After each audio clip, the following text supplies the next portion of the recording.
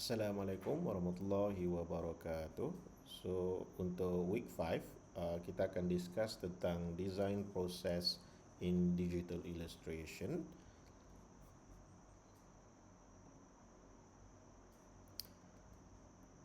Okay, so apa yang kita akan belajar pada minggu ni at the end of the lesson, you should be able to list down the main components of design process, discuss the examples of design process, and generate your design process for your illustration assignment. So, dalam bidang design ni, apa yang kita boleh design? Okay, obviously kita ada banyak lah. Antaranya, kita boleh design produk untuk kegunaan seharian. Kita juga boleh design website and application or multimedia interactive software. And we also can design board and corporate identity.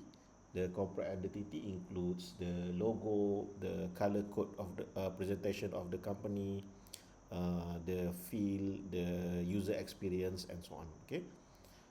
For example, kalau kita pergi ke company besar macam Petronas kan, macam for example kalau restoran food chain yang ada di Malaysia ni kan, kita akan tengok dia akan ada satu logo dan satu corporate identity yang standard di antara semua uh, outlet ataupun company yang dia ada. Okay. And termasuk juga feeling yang kita rasa semasa kita berurusan dengan company tersebut, itu termasuk juga dalam corporate identity.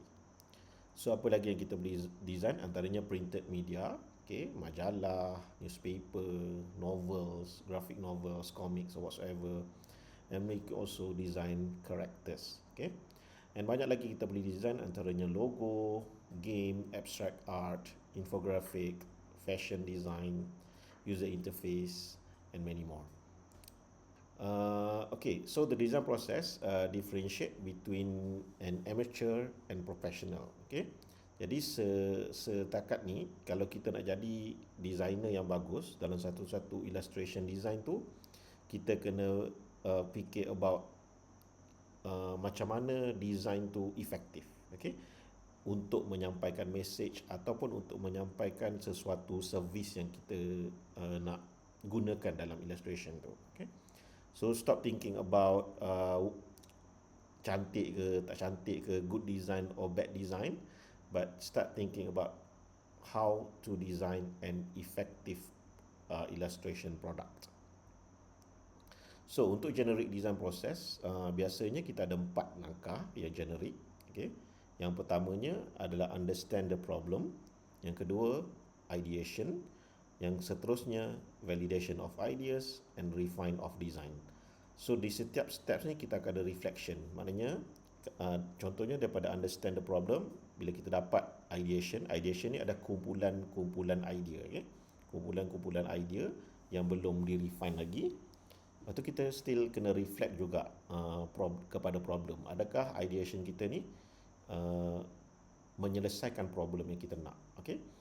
That's why dalam design kita tu kita kena ada some sort of artist statement yang mana kita gunakan untuk alignkan kita punya tujuan yang kita bila kita hasilkan satu produk akhir illustration tu, dia menepati objektif asal kita. Okay, iaitu katakan illustration tu adalah untuk menyampaikan mesej murni terhadap penjagaan kebersihan. Okay, ini contoh. So kita akan alignkan adakah design kita tu efektif untuk sampaikan objektif asal kita itu ataupun tak, ataupun ada sesuatu yang kita perlu tambah baik. So kita kena reflect balik kepada understanding the problem. Okay, so artist statement tu penting lah untuk kita hasilkan setiap artwork, ataupun untuk kita ceritakan apa falsafah kita sebagai artis tu, kita boleh masukkan dalam artwork kita. Okay, tapi perhatikan kat sini, dalam different field, contohnya macam product design, architecture, dia ada design proses dia tertentu. Okay, design proses tertentu yang ahli ataupun designer dalam bidang tersebut tu perlu follow. But generically speaking, design proses kita boleh bagikan kepada 4 generic proses ini. So understanding the problem, ini antara soalan yang kita boleh tanya. Who is the product about? What is the product about? What are the issues? Okay. What are the problem that you are trying to solve? Okay. What is the purpose? What is the goal? Okay. Who atau what is the objective? And what is the competitors? Okay. Ada tak competitor kita? And siapa kita punya audience? Okay. So cara kita understanding problem ni, pertamanya basically kita boleh tengok isu semasa, okay, browsing for internet, look around successful examples. For example, kalau kita nak buat product packaging kan, so kita study product packaging yang ada untuk dapatkan feeling dia, untuk dapatkan idea dia, atau untuk kita extract the strength of each item. Lepas tu kita akan embed kepada kita punya produk. Kita boleh discover deeply in the topic. Okay, kita boleh buat literature review, boleh baca, okay, boleh buat kajian yang mendalam, okay, terhadap sesuatu topik tu. And kita can carry out a survey. Contoh kita nak buat produk, kita boleh product illustration, kita kena survey dulu, kita tanya dulu pendapat audience, tanya dulu orang yang kita nak tujukan tu, okay, apa keperluan ilustrasi yang kita nak tu, okay. Lepas tu kita boleh interview with the expert. Ini paling penting. Okay. Interview dengan expert, friend, people in your fields, public figures or apa-apa individual yang boleh membantu kita untuk menghasilkan produk ilustrasi yang lebih baik. Okay. So insyaAllah kalau kita ikuti semua langkah ni dan kita terbitkan persoalan design ni, kita boleh hasilkan satu ideation yang baik. Okay, seterusnya kita pergi ke ideation. Okay, came out with lots of idea. So ada kumpulan-kumpulan idea yang banyak.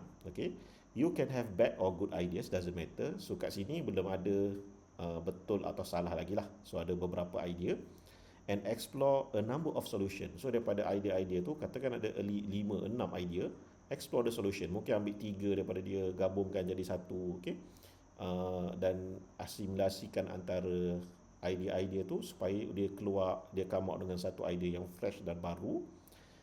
And may take days or maybe weeks, depends on the situation. And sketch, draw and make exploration as many as you can. So masa ni kita perlukan balik ke kita punya drawing board ataupun balik kepada sketchbook, kita lukis balik, kita ideatekan apa yang kita nak. That's why dalam assignment pertama kita buat process ideation, kita hasilkan the foundation of our portfolio. So daripada portfolio tu nanti kita akan masukkan apa idea-idea yang kita dapat, sketches kita, okay, reference images, semua kita akan masukkan dalam ideation portfolio tu.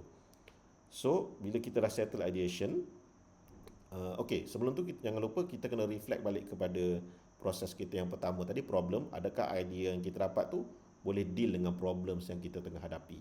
Okay, so validation ni kita sahkan, okay, kita sahkan idea kita and choose a few good ideas and justify them. Okay, a few good ideas, katakan daripada 5 idea tadi kita ada 2 idea, okay, ataupun 3. So kita justify yang mana is the best, okay, yang mana yang kurang bagus, and make this discussion in small groups. So masa kita buat illustration tu, cuba discuss among your community macam mana nak jadikan dia idea yang baik. Okay, well, you can work by your own, tapi you can dapatkan juga item pandangan daripada third party supaya design kita tu ada macam check and balance lah. And you may brainstorm the valid ideas with your client if needed and do some tests and get feedback from others but not yourself. Okay, improvise your design according to the feedbacks. So masa ni lah kita kumpul feedbacks, kita dapatkan balik, dapatkan the best solution of idea kita tu, and then jangan lupa kita reflect balik kepada ideation kita yang asal. Okay, sekiranya ada macam idea yang bila masa proses validasi ni kita tertinggal idea yang bagus, kita boleh balik kepada step kedua kita, which is the ideation process. Kita boleh tarik balik idea-idea yang tertinggal ke dalam kita punya validation process. Okay, so selepas kita validate the design, kita refine the design. Okay, kita cantikkan dia. Lepas kita dapat feedback, validation ni boleh berlaku banyak kali. So 2-3 lapis.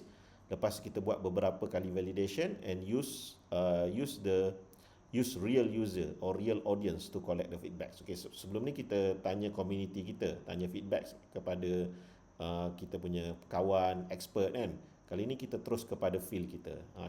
Cuba tarik orang yang kita nak tujukan. Contohnya kalau kita buat illustration kepada kids, cuba ambil sampel daripada kids. Macam mana dia rasa tentang kita punya design tu. Okay. Cuba ambil sampel daripada adults kalau kita tak tujukan illustration tu kepada adults. Okay. So kita cuba dapat feedback daripada real world punya view. Okay. And the final design will be released as your final work. And there is no such thing as final design. Okay. So sentiasa boleh ada improvement. So contohlah kalau kita buat satu logo, walaupun kita kata logo tu final, tapi somehow bila ada keperluan logo tu still boleh bertukar kan. So sebagai contoh, kalau kita tengok Google dulu, logo dia ada dalam bentuk serif, okay, tulisan serif. Tapi recent days, kalau tak silap saya 2014, dia tukar logo serif tu kepada sans serif supaya nampak lebih refresh. Okay. So serif typography, serif font dia lebih nampak established, klasik, nampak lebih elegant, okay, nampak lebih mahal lah, nampak lebih eksklusif. Okay. Tapi kalau sans serif punya font, dia lebih nampak fresh, nampak muda, nampak young, nampak energetic. Okay, that's why kalau korang tengok logo-logo sukan tu dia guna font ataupun typography yang sans serif. Okay. So itu contoh, dan character design pun kita still boleh bertukar selagi dia tak masuk kepada drawing board yang betul. Okay, kita still boleh adjust lagi design kita tu bergantung kepada feedback. Okay, masa kita refine ni. So remember that the design process can differ according to the designer. Each fields of knowledge may have different design approach. Ni contoh dalam web design process. So ada beberapa design process dia yang berbeza sikit. Okay, but anyhow dia still follow the 4 generic stages of the design tadi. Okay, yang ini di dalam product design, so agak complicated. Yang ini dipelajari oleh pelajar-pelajar daripada reka bentuk industri. Okay, ini contoh lah. Okay, so pertama dia kena buat kena understand the problem, kena define, kena ideate, kena buat design prototype. Okay, the prototype tu kena buat review. Okay, lepas tu kita implement prototype tu, baru kita test. Okay, so ini contoh daripada important stages of graphic design process. So siapa yang bekerja dalam grafik, typically kita boleh guna design process yang ini. Ni adalah fashion. Okay, dalam fashion, so kita tak go in detail. You guys boleh stop the video and read the content. And ini adalah logo design process punya steps. And architecture. Okay. And okay, seterusnya kita balik kepada assignment kita. Assignment 1 ideation, assignment 2 line art and color schemes, and assignment 3 adalah styling. So ini adalah langkah-langkah yang saya boleh cadangkan untuk kita buat illustration kita. Okay, yang pertamanya, what can kita kena tanya soalan yang saya suruh tanya dalam proses understanding the problem tadi kan. Okay. So kita kena tetapkan apa tujuan illustration kita tu. To explore up something, to express something, to deliver message of something. So kena ceritakan apa yang tujuan artwork tu.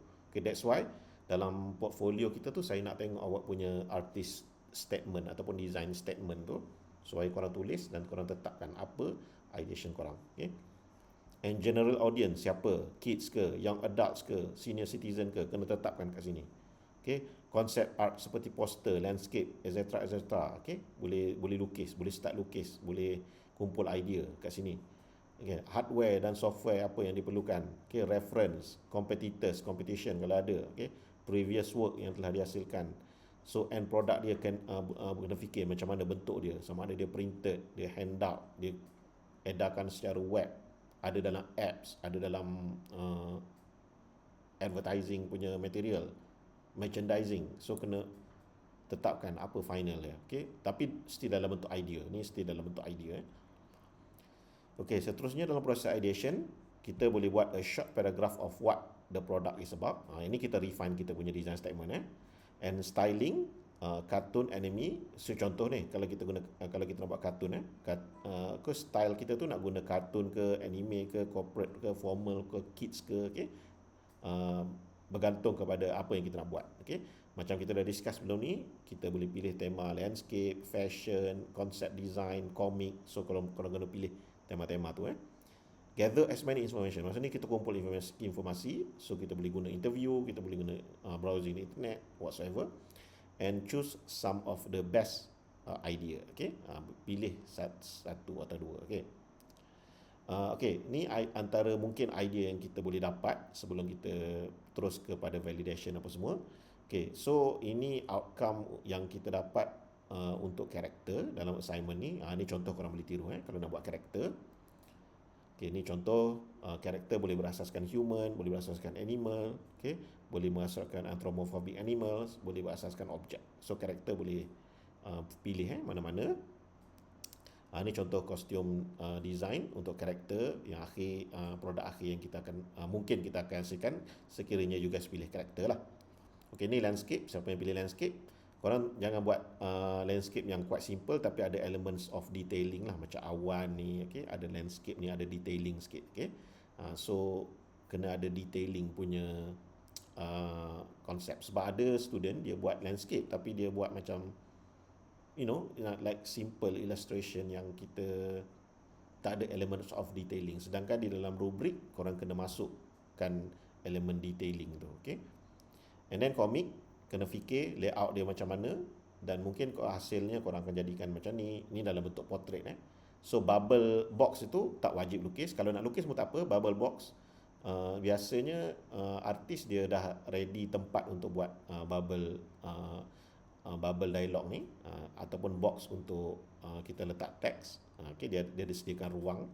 Okay, so boleh buat macam ni lah. Tak ada bubble box ataupun nak ada bubble dialog pun boleh macam ini. Okay, ini dalam bentuk portrait.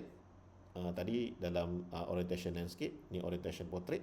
So ni ada dua contoh yang komik yang korang boleh buat lah.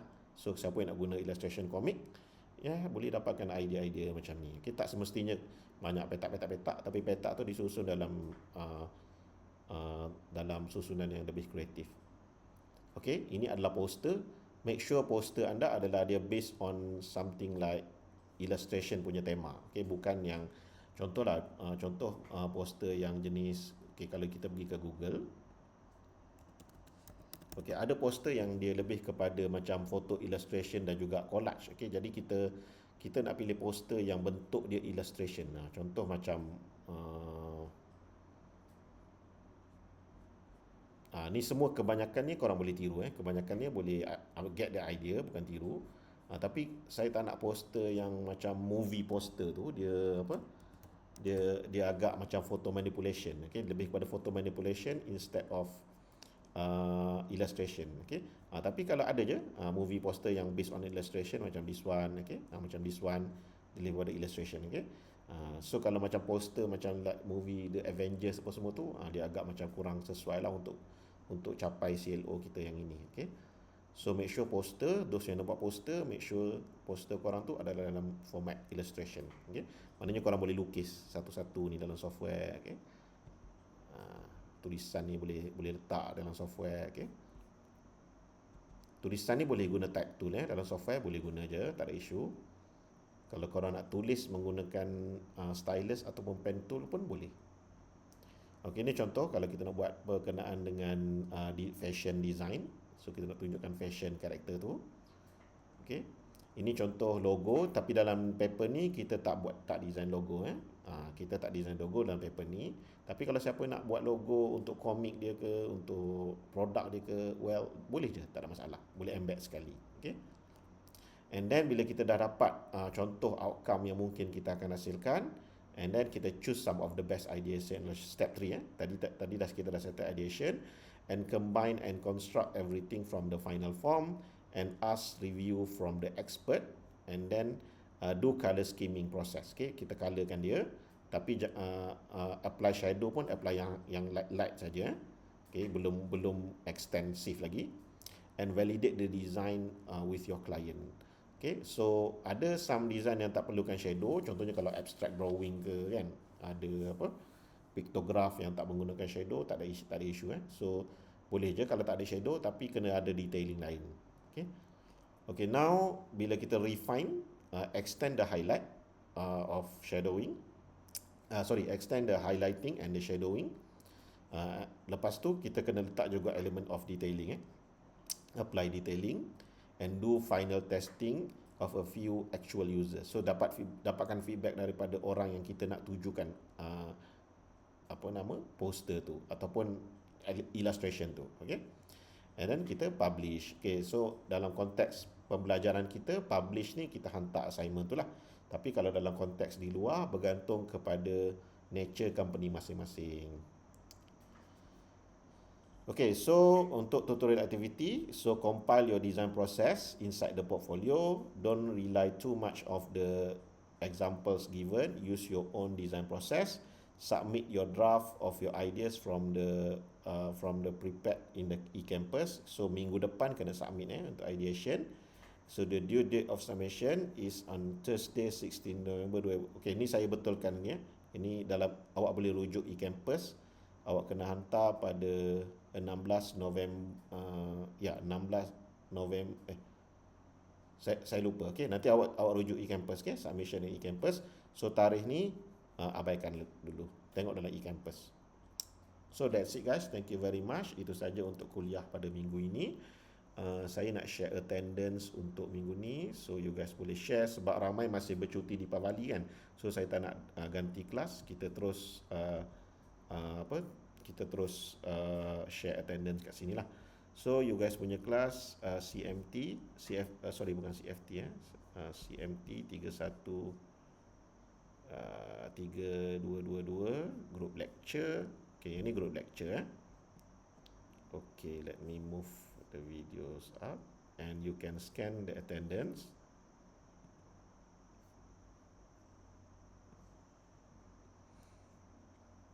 Okay, sekiranya ada apa-apa persoalan, boleh tanya dalam grup WhatsApp ataupun boleh PM saya menggunakan Telegram atau WhatsApp, ataupun boleh komen di bawah video ni dan nanti saya akan bagi explanation. So thank you very much guys. Bye. Assalamualaikum warahmatullahi wabarakatuh.